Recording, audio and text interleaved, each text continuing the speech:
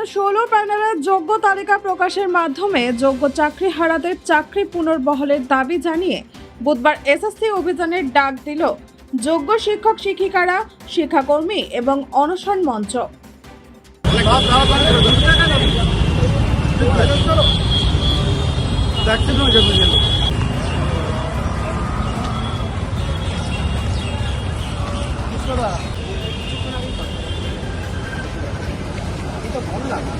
আমি আপনাকে ঢুকবে না ও আসবে।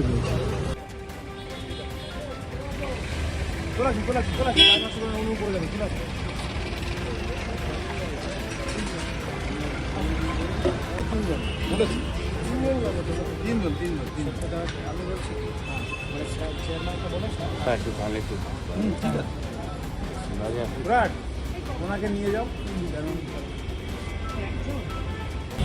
এটা হয়ে যায়, একজন বেরোক, আমি আপনাকে ডেকে দেবো। ঠিক আছে, ক্লোজ করে দিন।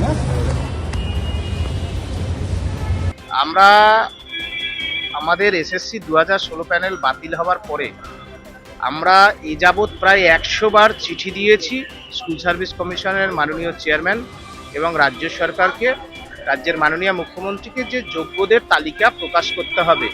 মহামান্য সুপ্রিম কোর্ট অযোগ্য শিক্ষকদের তালিকা প্রকাশ করতে বলছেন বারবার, সাবজেক্ট ক্যাটাগরি ওয়াইজ।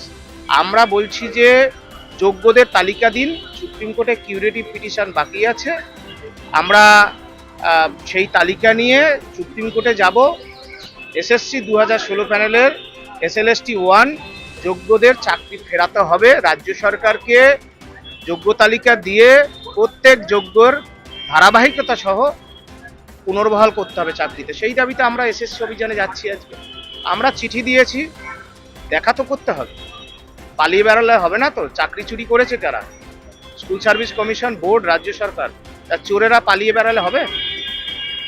এটা হচ্ছে বিষয়, দেখা করতে হবে। আমরা তো যোগ্য শিক্ষক, আমাদের সাথে দেখা না করলে বুঝতে হবে এরা পালিয়ে বাঁচতে চাইছে।